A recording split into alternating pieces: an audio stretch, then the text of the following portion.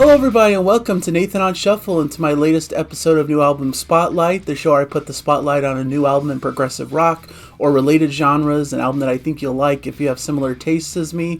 And I have a really good one for you guys today, one that I was highly anticipating and excited to listen to, and I want to give my thoughts about it because it's a band that I really love and think deserves wider attention in the world, in the prog space. And the new album is called Murmuration, and this is from the Hertzen Brothers, who actually were formed in the year 2000 in Helsinki, Finland. So they've been around the block for quite some time. They have several albums under their belt. A trio of brothers who are each multi-instrumentalists, fantastic musicians in their own rights. They all sing. They have fantastic vocal harmonies and blends. But their music is characterized by kind of some interesting combinations of maybe some harder rock edge, but a little bit of progressive rock sprinkling, some definite classic rock undertones, some anthemic rock. You know, you think about bands like AC/DC for the harder rock edge, but you also get a bit of Led Zeppelin in that mix, some Queen perhaps in their sound, a bit of Pink Floyd psychedelia, and then some progressive rock flourishes, not unlike Yes, added to this stew of interesting musical influences that they have. And their previous album, Red Alert in the Blue Forest, which came out in 2022, was one of my favorite albums of that year. In fact, in my list of best albums for the year, it ranked number 2. Almost made it to the top spot. And it was a fascinating journey because a little spoiler alert to how I approach the year-end countdown, year-end list of my favorite albums. I listen through all my favorite albums from the year and kind of start to rank them as I listen through and think about, well, how do I feel about this one in comparison to the one I just heard? And I try to fit it into a list that way. And so I had this one initially pretty low on my list, or kind of midpoint, and it just kept rising and rising as I continued to listen to it and continued to compare it to some of the other releases that I was listening to. It just grew on me in such a huge way, and I think it's just a fantastic record. It really leaned into their prog influences. There's several lengthier tracks. They have these epic build-ups, some great saxophone work that really accentuates this epic feel, those beautiful harmonies, a bit of a folkier vibe. But this new album kind of goes in a different direction. So initially I was a little bit disappointed, if I'm being honest, because this album has much shorter songs. It's much more of just a rock feel. It feels a bit more catchier and poppier than their previous record, and gets rid of a lot of those prog influences that, of course, me as a huge prog fan was coming to the album for. So that was initially kind of a disappointment for me as I approached this album, not hearing a lot of those epic moments, those cool proggy extended instrumental sections, that cool folky style that was so prominent on Red Alert in the Blue Forest. But as I continued listening, this one became a true grower, and I actually respect that they went in a totally different direction and were trying to go for something totally different with this record. And they just wanted to rock out, you know, and get some good anthemic, pop-oriented bangers out of their system, and I think it worked in spades because this is just a really catchy, fun, cool rock album.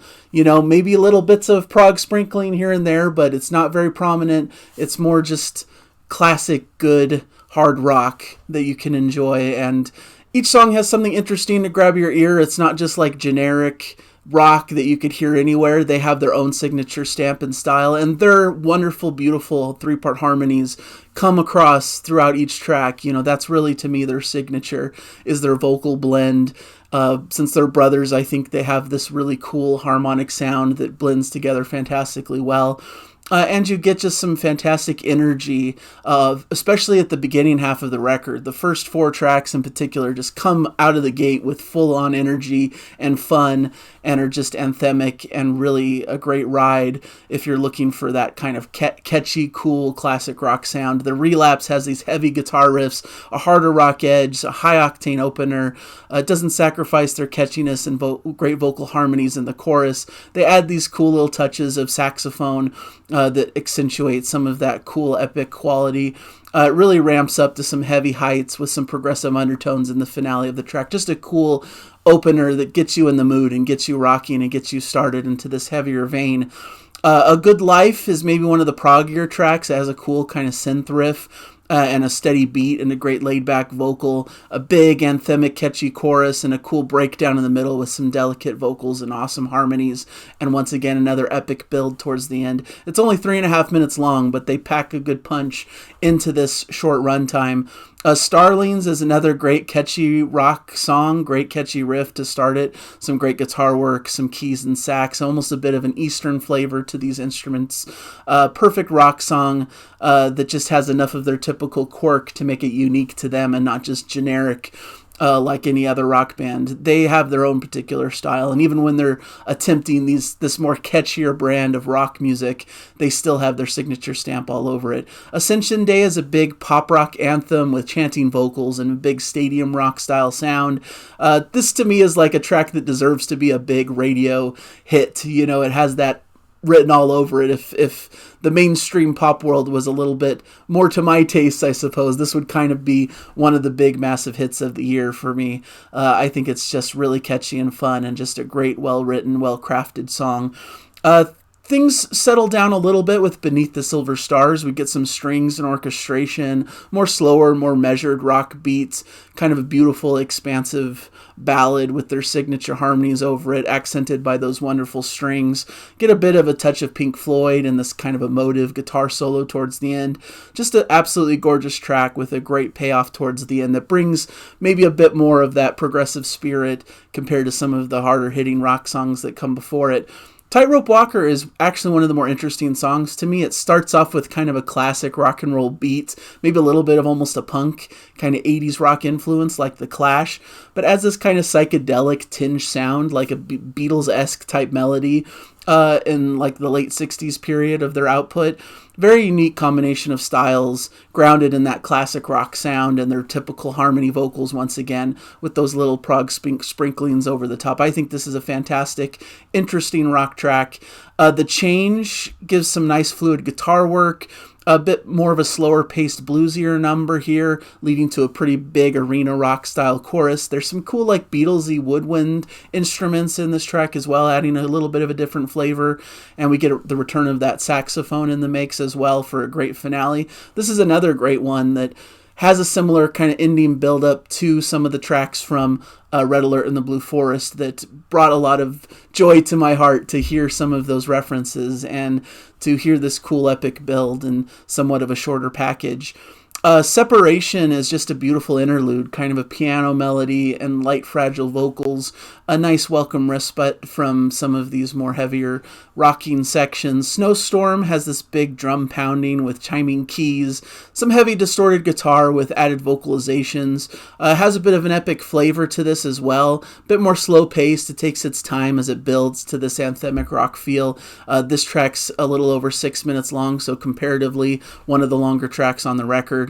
So it's a really good one, especially for the prog fans that like kind of a more epic build feel and a song that allows itself more space and room to grow and build. And Wait For Me is a beautiful finale, one of my favorite moments of the record where they really slow things down. They have this very atmospheric sound.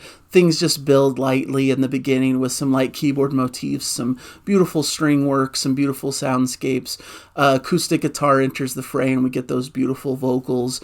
It's a great moment when the band kind of enters in with a little bit more energy, but it's still that subdued, beautiful flavor with acoustic feels and this great vocal harmony blend as they're known for. Love the emotive guitar solo towards the end. This is one of the more beautiful pieces of music here and a great note to end the record on. So once again, it's just a fabulous rock record.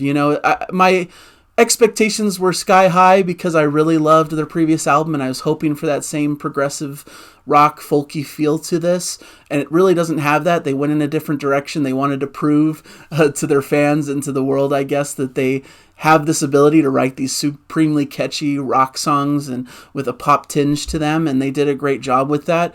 And they didn't sacrifice their own style and sound, their own quirk that makes this set apart from just your standard rock music that is more generic and comes from any band. They definitely set themselves above the rest.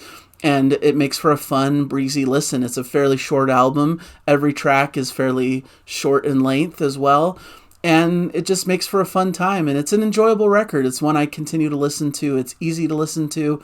And I could see it placing high on my year-end list just because I repeat listen to it so much because it's just a fun album to put on and just rock out to drive to just have fun with, and not have to think too hard about all these crazy, complicated progressive rock passages. But of course, there's still something to dig into if you are a prog fan. There's little moments, there's subtle things in the background, there's great soundscape work, there's things that you can grab hold of and analyze and really pick apart if you're wanting to do that. Or you could just listen, let it wash over you, and just have a fun, good time with some really great classic rock music.